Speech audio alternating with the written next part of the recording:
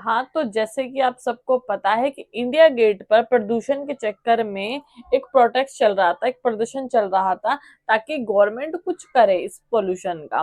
ठीक है, या तो बड़ी बड़ी जो फैक्ट्रियां होती हैं उनको बंद कराए, ऐसा ही पूरा चलने वाला था। मतलब लोगों को बताया जा रहा था ऐसा ही चलेगा, ताकि गवर्नमेंट कुछ एक्शन ले इसके चलते, क्योंकि दिल्ली में पोल्यूशन बहुत ही ज्यादा बढ़ता चला जा रहा है। बट मेन चीज क्या होता है ना, कि इस पॉल्यूशन में हम लोग आप लोग हिस्सा क्यों नहीं लेते हैं? इस कारण नहीं लेता है, क्यों? क्योंकि उसके घर में सिर्फ एक एक दो दो बालक होते हैं, और ऊपर से अगर वो ऐसे ही प्रोटेक्ट में जाएंगे तो ऊपर से कुछ लोग उसमें से ऐसे निकल कर आते हैं जो आपको भी जेल पहुंचा सकते हैं। क्यों? चलो एक ये वीडियो देखो पहले। दिल्ली में गवर्नमेंट के अगेंस्ट पोल्यूशन को लेके जो प्रोटेस्ट हो रहे हैं उसके बारे में बात करेंगे आज। आपने पिछले कुछ सालों में एक चीज नोटिस की कि इंडिया में जब जब भी कोई प्रोटेस्ट होता है जिसमें कोई गवर्नमेंट के अगेंस्ट में भी अपोजिशन या कोई ऑर्गेनाइजेशन या प्रोटेस्ट करते हैं, उसमें आम जनता अपना हिस्सा लेना सही नहीं समझती है। इसका मतलब ये नहीं कि उस जनता को फर्क नहीं पड़ता है जो मुद्दे हैं उनके ऊपर, क्योंकि आप ये वीडियो देखिए, कल जो दिल्ली में प्रोटेस्ट हो रहा था उसमें इस लड़की ने उस पूरे प्रोटेस्ट को एक अलग ही दिशा दे दी, एक अलग ही रूप दे दिया।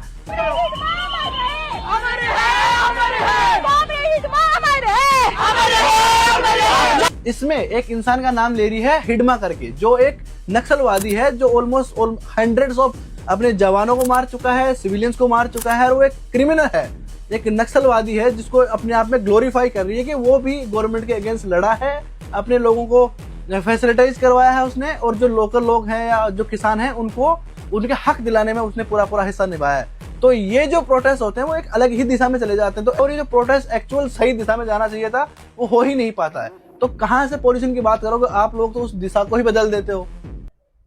मेन चीज यही होती है इन लोगों की, इन लोगों को पता सता कुछ होता नहीं, तो फिर मेन चीज ये है कि ना कुछ इसमें से ना विरोधी भी आ जाते हैं।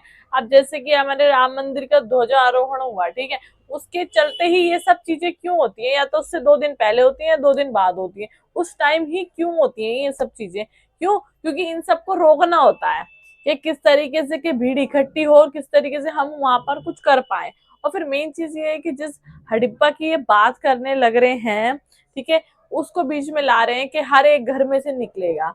ठीक है, तो ये कैसे लोग होते हैं? या तो इन्हें पैसे खिलाकर वहां पे खड़ा करा जाता है। इस लड़की का तो मुझे साफ साफ लग रहा था, साफ साफ के ये वही चीज कर रही है सेम, ताकि इसको लोगों का और साथ मिले और लोग इससे को और ज्यादा मतलब वायरल हो, कि फिर इसको जो इसने जो काम किया है उस पर उसको और इनाम मिले। अब मुझे नहीं पता ये लोग कहाँ से आते हैं कहाँ से नहीं आते हैं। अब मेन चीज है इसकी बहुत सारी वीडियोस निकल निकल कर आ रही हैं, तो ऐसे ही मैं इसकी अभी कुछ वीडियोस आपको और दिखाऊंगी, तो सभी वीडियो में बने रहना, आपको पता चलेगा कि इसका असली मकसद क्या है इस वीडियो का। ठीक है, अपने बच्चों को हम लोग इसीलिए ही वहां जाना प्रेफर नहीं करते हैं, मना करते हैं, क्यों? क्योंकि उसमें से कुछ ना कुछ ऐसे बंदे निकल जाते हैं जो सही दिशा में जा रहा होती है कोई चीज, इसको बड़े प्यार से बड़े मैं कह रही हूँ कुछ था ही नहीं, इसको बहुत अच्छे से हैंडल कर सकते थे ये। बट मेन चीज क्या है ना, इसको और कहीं ही दिशा ले गए हैं, इसकी इसकी दिशा ऐसी लेके गए हैं कि जी अब ये पता ही नहीं चल रहा है कि ये लोग इंडिया के हैं भी या नहीं भी हैं। क्यों? क्योंकि ये लोग अपने आप को पढ़े लिखे बोलने लग रहे हैं, पर पढ़े लिखा कोई काम ही नहीं है ये। अगर पढ़ा लिखा बंदा जिसने इतने लोगों को मारा, ठीक है, इतने लोगों का उसने शोषण किया, उसकी जय जयकार करने लग रहे हैं लोग, तो पढ़ा लिखा बंदा ये चीज नहीं कर सकता बिल्कुल भी। तो चलिए अब इसको एक वीडियो में और समझते हैं। दिल्ली एनसीआर में एयर पोल्यूशन बहुत बढ़ गया है। हवा इतनी प्रदूषित है कि हमें अब गवर्नमेंट से प्रश्न करने चाहिए। ये हमारा अधिकार है, ये जनता का अधिकार है कि वो गवर्नमेंट से प्रश्न करे। गवर्नमेंट किसी की भी हो, आप प्रश्न कीजिए कि क्या क्या स्कीम्स निकाली जा रही हैं पोल्यूशन को साफ करने के लिए। ठीक है, बिल्कुल ठीक बात है, आप अपने अधिकारों के लिए प्रोटेस्ट करते हैं, ये भी ठीक है। लेकिन एक बार आप दिल्ली का ये एयर पोल्यूशन का प्रोटेस्ट सुनिए। हर घर से हिडमा निकलेगा, हर घर से हिडमा निकलेगा। लाल सलाम, लाल सलाम, लाल सलाम, लाल सलाम। ना ना, ये प्रोटेस्ट किसी एक व्यक्ति विशेष के लिए नहीं हो रहा है जिसका नाम यहाँ बार बार लिया जा रहा है।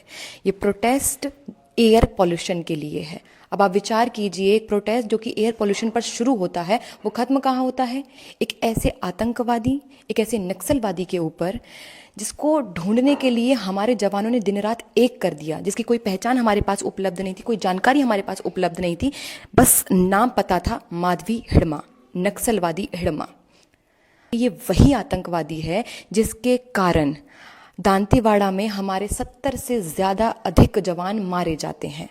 और क्यों नहीं करेंगे ये लोग प्रोटेस्ट? ये लोग करेंगे क्योंकि ये वही लोग हैं, जब हमारे जवान मारे जाते हैं दांतेवाड़ा में तो ये लोग जश्न मनाते हैं जेएनयू में खड़े होकर। ये वही लोग हैं। आप विचार कीजिए, ये उस नक्सलवाद का समर्थन कर रहे हैं जिसके कारण अभी हमारे सब इंस्पेक्टर आशीष शर्मा जी मारे जाते हैं। उनके लिए कोई सहानुभूति नहीं है इनके मन में, उनके लिए नहीं खड़े होंगे ये लोग कि नक्सलवाद को ख़त्म करो, हमारे सब इंस्पेक्टर मारे गए, नहीं, उसके लिए नहीं खड़े होंगे ये लोग। कैसे लोग हैं? रोज हमारे देश में देश विरोधी नारे लगाए जाते हैं, ऐसे लोग निकलते हैं। ये लोग कह रहे हैं लाल सलाम, इनके पहले पिछवाड़े लाल करने चाहिए। और क्यों इनके लिए एयर साफ करी जाए? इनके लिए कोई एयर साफ नहीं करनी चाहिए। इनको तो एक ऐसे कमरे में बंद कर दो जहाँ पॉल्यूटेड एयर भर दो और मर जाना चाहिए इनको। इनके लिए ग्लेशियर बचाओ, इनके लिए नदियाँ बचाओ, इनके लिए एयर साफ करो। क्यों करो? नहीं करो तुम्हारे लिए। और ये कह रहे हैं कि कितने हिड़मा मारोगे, हर घर से हिड़मा निकलेगा। दीदी आप हिड़मा बनकर देखिए, आप भी मारी जाओगी। और जिस जिस घर से हिड़मा निकलेगा उस घर में घुसकर मारेंगे। ये कुछ भी सरकार से प्रश्न करें, मेरा सरकार से केवल एक ही प्रश्न है, क्यों इन जैसे बदतमीज लोगों के लिए कोई लॉ नहीं है, कोई नियम नहीं है? ये रोज देश विरोधी नारे लगाते हैं लेकिन इनके लिए कोई नियम नहीं है। ये freedom of speech, freedom of expression के नाम पे जो मन करता है बकते हैं। क्यों इनके लिए कुछ नियम नहीं बनाया हुआ? विचार कीजिए। नमस्ते, जय श्री राम। ये है कि बोल ही नहीं रहे हैं, पता नहीं कर क्या रहे हैं, उनको कुछ समझ में नहीं आ रहा है कि मैं क्या बोल रहे हैं, हम लोग क्या कर रहे हैं। अच्छा भला चल रहा था भाई, अच्छा भला चल रहा था, कुछ मतलब कुछ ऐसा नहीं था। अभी बताओ, अब ऐसी हरकत करेंगे, हिडिंबा का नाम लेंगे, ये करेंगे वो करेंगे, तो पब्लिक इसे मारेगी नहीं क्या? पुलिस मारेगी नहीं क्या? इन्हें छोड़ दिया जाए, अगर छोड़ देंगे तो फिर ये और कहीं जाकर फिर ये वो करेंगे। अब कहते हैं कि हमारे देश में ही जो बैठ के खा रहे हैं, जो लोगों और दूसरी कंट्रियों को सलाह दे रहे हैं कि जी हम आपके साथ हैं, बताओ कैसे भारत को नुकसान पहुंचाना है, तो ये वही लोग हैं। अब इनकी ना एक वीडियो में आपको और दिखाती हूँ जिसमें ये नॉर्मल वीडियो बना रही हैं दोनों जन, ये दो लड़कियां ज्यादातर बाहर आ रही हैं, तो उन्हीं की ही एक वीडियो दिखाती हूँ जिसमें दोनों लड़कियां हैं। पहले यहाँ पे वीडियो देखिए। इसके अंदर कैंपेन के बाद आज शाम को जब हम लोग विजयनगर में कैंपेन कर रहे थे तो हम लोग को कैंपेन करते हुए आरएसएस और बीजेपी के गुंडों ने हमको रोका और हमारे ऊपर अटैक करना शुरू किया। हमारे